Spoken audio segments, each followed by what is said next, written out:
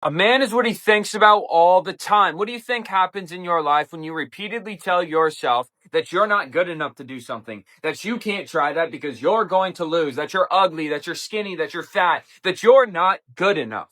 What do you think happens to yourself? What do you think? How do you think that reflects onto your life? And though I do not know exactly how it may for yours, because we are all different, I do know how it translated in my life. I became cynical. I stopped trying in things that I previously liked to do. I stopped seeing the good in life. I started hating things. I started hating other people because I repeatedly fed myself those thoughts. I listened to music that was going to teach me more hate. I listened to people that were teaching me to hate myself more and to stop trusting in myself because I listened to the opinions of others rather than the opinion of God. I stopped calling God a liar for putting that passion in my heart and started trusting in the plan that He has for me rather than the opinions of others. What do you think happens once you change, once you flip that switch, once you believe in God over everything else?